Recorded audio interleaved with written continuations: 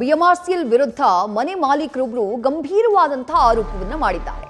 ಜಾಗ ಸ್ವಾಧೀನ ಮಾಡಿಕೊಂಡಂತಹ ಬಿಎಂಆರ್ಸಿಎಲ್ ಸರಿಯಾದಂತಹ ಪರಿಹಾರವನ್ನ ನೀಡಿಲ್ಲ ಅಂತ ಹೇಳಿ ಮನೆ ಮಾಲೀಕ ಆರೋಪಿಸಿದ್ದಾರೆ.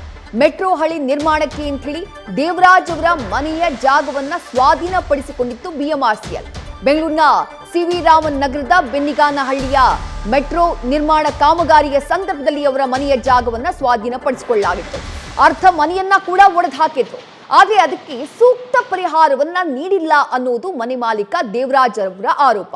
ಅವರ ಮನೆಯ ಕಂಡೀಷನ್ ಯಾವ ರೀತಿಯಾಗಿದೆ ಮೆಟ್ರೋ ಕಾಮಗಾರಿಯಿಂದಾಗಿ ಅನ್ನುವಂಥದ್ದನ್ನ ದೃಶ್ಯದಲ್ಲಿ ನೋಡ್ತಾ ಇದ್ದೀರಿ.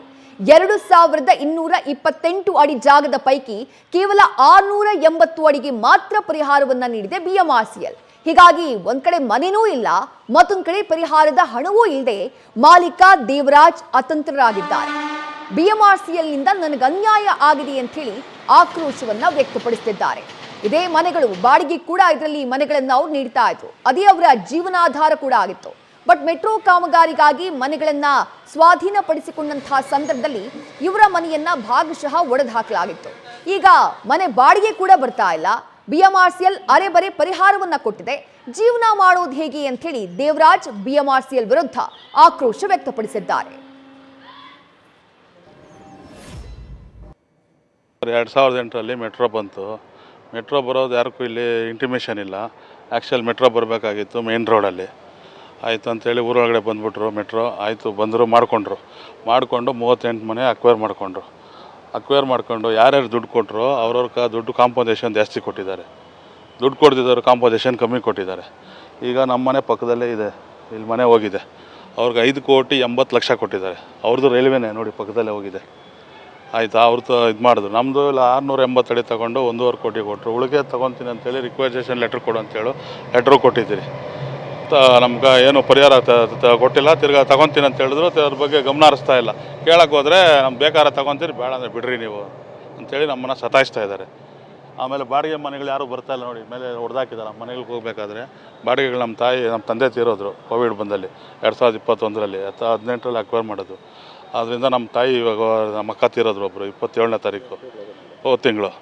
ಅದರಿಂದ ನಮ್ಗೆ ಬಾಡಿಗೆಗಳು ಇದರಲ್ಲೇ ಜೀವನ ಮಾಡ್ತಾಯಿದ್ರು ನಮ್ಮ ತಾಯಿ. ನಾವು 4 ಜನ ಅಣ್ಣ ತಮ್ಮಂದರು. ಹ್ಯಾಂಡಿಕ್ಯಾಪ್ ಇದ್ರು ನಮ್ಮ ಸಿಸ್ಟರು. ಹೋದ ತಿಂಗಳು 27ನೇ ತಾರೀಕು ಅವರು ತೀರೋಗಿದ್ದಾರೆ. ನಮ್ಮ ಜೀವನ ಮಾಡೋದೇ ತುಂಬ ಕಷ್ಟ ಆಗ್ತಾಯಿದೆ. ಮೆಟ್ರೋ ಬಂದು ಈ ಥರ ತುಂಬನೇ ತೊಂದರೆ ಕೊಡ್ತಾಯಿದ್ದಾರೆ ಅವರು. ಮೆಟ್ರೋ ಅವರು ಈಗ ಎಷ್ಟು ಪರಿಹಾರ ಕೊಟ್ಟಿದ್ದಾರೆ, ಇನ್ನೆಷ್ಟು ಕೊಡ್ತಾರೆ? 1,1,25 ಕೋಟಿ ಕೊಟ್ಟಿದ್ದಾರೆ ನಮ್ಮ ಪರಿಹಾರ ಧನ. 2225 ಅಡಿ ಟೋಟಲ್ ಬಿಲ್ಡಿಂಗ್ ಇದೆ ನಮ್ಮದು ಮೆಜರ್ಮೆಂಟು. 4 ಜನ ಪಾರ್ಟಿಷನ್ ಡೀಡ್ ಮಾಡ್ಕೊಂಡಿದ್ದೀವಿ. ನಮ್ಮ ತಂದೆ 2018ರಲ್ಲಿ ನಮ್ಗೆ ಮಾಡಿಕೊಟ್ಟಿದ್ದಾರೆ. ಖಾತಾ ಇದೆ, BBMP ಟ್ಯಾಕ್ಸ್ ಕಟ್ಟಿದ್ದೀರಿ, ಎಲ್ಲ ಇದೆ ನಮ್ಮ ಹತ್ರ ದಾಖಲೆಗಳು ಇಲ್ದಿರೋದಕ್ಕೆಲ್ಲ ದುಡ್ಡು ಕೊಟ್ಟಿದ್ದಾರೆ ಮೆಟ್ರೋ ಅವರು.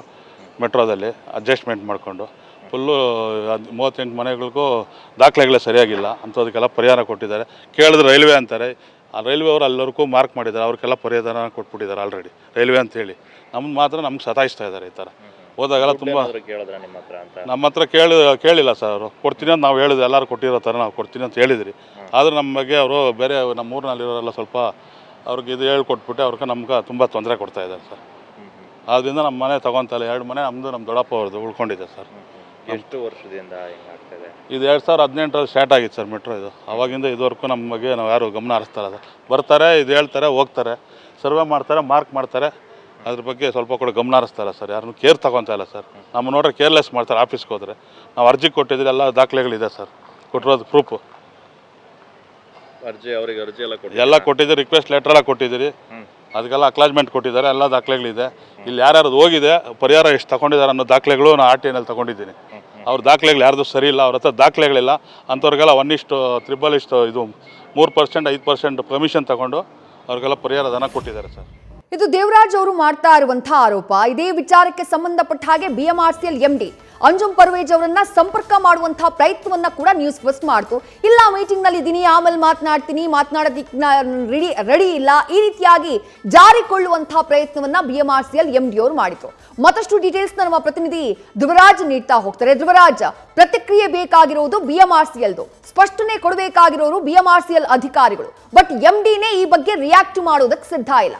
ಈಗ ದೇವರಾಜ್ ಅವರು ಏನ್ ಹೇಳ್ತಿದ್ದಾರೆ, ಎಷ್ಟು ಹಣ ಅವರಿಗೆ ಪರಿಹಾರದ ರೂಪದಲ್ಲಿ ಈಗ ಬರಬೇಕಾಗಿದೆ ಅಂತ ಹೇಳಿ? ವಿದ್ಯಾಶ್ರೀ, ಮುಖ್ಯವಾಗಿ 4.25 ಕೋಟಿ ಅವರು ಆ ಇಡೀ ಮನೆಗೆ ಪರಿಹಾರವನ್ನ ನೀಡಬೇಕಿತ್ತು. ಈಗ ಆದ್ರೆ ಅರ್ಧ ಮನೆಯನ್ನ ಒಡೆದು ಕೇವಲ 1.5 ಕೋಟಿ ಪರಿಹಾರವನ್ನ ನೀಡಿದ್ದಾರೆ. ಅಂದ್ರೆ ದೇವರಾಜ್ ಇಲ್ಲಿ ಹೇಳ್ತಾ ಇರುವಂತದ್ದು ಈ ಬಿನಿಗೇನಹಳ್ಳಿ ಮೆಟ್ರೋ ಸ್ಟೇಷನ್ ಏನಿದೆ, ಅಲ್ಲಿ ಮೆಟ್ರೋ ಮಾರ್ಗ KR ಪುರಂ ಇಂದ ವೈಟ್ ಫೀಲ್ಡ್ ವರೆಗೂ ಆ ಮೆಟ್ರೋ ಲೈನ್ ಹೋಗುತ್ತೆ. ಪರ್ಪಲ್ ಲೈನ್ ನ ಕಾಮಗಾರಿ ಆರಂಭವಾಗಿತ್ತು 2010 ಸಂದರ್ಭದಲ್ಲಿ. ಅವಾಗ ಪರ್ಪಲ್ ಲೈನ್ ನ 1 ಲೈನ್ ಅನ್ನ ಮಾಡಿ ಮೆಟ್ರೋ ಸಂಪರ್ಕವನ್ನ ಕೂಡ ಕಲ್ಪಿಸಿದ್ರು. ಈಗ ಡಬಲ್ ಲೈನ್ ಮಾಡುವಂತ ಸಂದರ್ಭದಲ್ಲಿ 2008ರಲ್ಲಿ ಬಿನಿಗೇನಹಳ್ಳಿ ವ್ಯಾಪ್ತಿಯಲ್ಲಿ ಈ ಮೆಟ್ರೋ ಪಿಲ್ಲರ್ ಏನ್ ಹೋಗುತ್ತೆ ಆ ಒಂದು ಜಾಗದಲ್ಲಿ ಮನೆಯನ್ನ ಅಲ್ಲಿರುವಂತಹ ಕೆಲವೊಂದಿಷ್ಟು ಮನೆಗಳನ್ನ ವಶಕ್ಕೆ ಸ್ವಾಧೀನಪಡಿಸ್ಕೊಳ್ತಾರೆ BMRC ಎಲ್ಲರೂ. 39 ಮನೆಗಳನ್ನ ಗುರುತುಪಡಿಸಿ ಎಲ್ಲವನ್ನ ಕೂಡ ವಶಕ್ಕೆ ಪಡೆದುಕೊಂಡು ಅವರಿಗೆ ಪರಿಹಾರ ರೂಪದಲ್ಲಿ ಹಣವನ್ನ ಕೊಟ್ಟಿದ್ದಾರೆ 38 ಮನೆಗೆ. ಆದ್ರೆ ಈ ದೇವರಾಜ್ ಏನಿದ್ದಾರೆ ಇವ್ರದ್ದು 1 ಮನೆಗೆ ಮಾತ್ರ ಪರಿಹಾರವನ್ನ ಕೊಡುವಲ್ಲಿ ತಾರತಮ್ಯವನ್ನ ಮಾಡಿದ್ದಾರೆ. ಈಗ ದೇವರಾಜ್ ಆರೋಪ ಮಾಡ್ತಾ ಇರುವಂತದ್ದು ನೇರವಾಗಿ BMRCL ಅಧಿಕಾರಿಗಳು ಕಮಿಷನ್ ಅನ್ನ ಪಡೆದುಕೊಂಡು ಉಳಿದವರ ಮನೆಗೆ ಪರಿಹಾರವನ್ನ ನೀಡಿದ್ದಾರೆ. ಆದ್ರೆ ನಮ್ಮ ಅರ್ಧ ಮನೆಯನ್ನ ಒಡೆದು ಹಾಗೆ ಬಿಟ್ಟಿದ್ದಾರೆ. ಹೀಗಾಗಿ ನಾವು ಈಗ ಬಾಡಿಗೆ ಮನೆಯಲ್ಲಿ ವಾಸ ಮಾಡುವಂತಹ ಪರಿಸ್ಥಿತಿ ಕೂಡ ಎದುರಾಗಿದೆ ಅಂತ ಹೇಳ್ತಾ ಇದ್ದಾರೆ. ಇಲ್ಲಿ ನಾವು ಗಮನಿಸಬೇಕಾಗಿರುವಂತದ್ದು, ಅವರಿಗೆ ಈ BMRCL ಮೆಟ್ರೋ ಲೈನ್ ಬರೋಕ್ಕಿಂತ ಮೊದಲು ಸುಮಾರು 1 ಲಕ್ಷದಷ್ಟು ಬಾಡಿಗೆ ಹಣ ಬರ್ತಾ ಇತ್ತು. ಅದರಿಂದನೇ ಅವರು 4 ಜನ ಅಣ್ಣ ತಮ್ಮಂದಿರು ಜೀವನವನ್ನ ನಡೆಸ್ತಾ ಇದ್ರು. ಈಗ ಮನೆಯನ್ನ ಬಡ್ದು ಅವರಿಗೆ ಅತ್ತ ಪರಿಹಾರದ ಹಣವೂ ಇಲ್ಲ, ಇತ್ತ ಬಾಡಿಗೆ ಹಣವೂ ಬರದಂತಾಗಿದೆ. BMRCL ಅಧಿಕಾರಿಗಳ ಬಳಿ ಪದೇ ಪದೇ ಹೋದ್ರೂ ಕೂಡ ಯಾವುದೇ ತರಹದ ಪರಿಹಾರ ಸಿಗ್ತಾ ಇಲ್ಲ. ಬೇರೆ ಬೇರೆ ಸಾಬೂಬನ್ನ ಹೇಳ್ತಾ ಇದ್ದಾರೆ. ಈಗ ಸದ್ಯ ಹೇಳ್ತಾ ಇರುವಂತದ್ದು, ಇದು ನೈಋತ್ಯ ರೈಲ್ವೆ ಅವರು, ಅಲ್ಲಿ ರೈಲ್ವೆ ಟ್ರ್ಯಾಕ್ ಬರುತ್ತೆ ಅವ್ರ ಮನೆ ಪಕ್ಕನೆ, ಅವರು ಡಬಲ್ ಲೈನ್ ಕಾಮಗಾರಿಯನ್ನ ಮಾಡ್ತಾ ಇದ್ದಾರೆ. ರೈಲ್ವೆ ಟ್ರ್ಯಾಕ್ ಅವ್ರು ಕೊಡ್ಲಿ, ರೈಲ್ವೆ ಇಲಾಖೆ ಕೊಡ್ಲಿ, ನಾವು ಕೊಡೋಲ್ಲ ಅಂತ ಹೇಳ್ತಾ ಇದ್ದಾರೆ. ರೈಲ್ವೆ ಇಲಾಖೆ ಬಳಿ ಹೋದ್ರೆ BMRCL ಹತ್ರ ಇಸ್ಕೊಳ್ಳಿ ನೀವು ಅಂತ ಹೇಳ್ತಾ ಇದ್ದಾರೆ.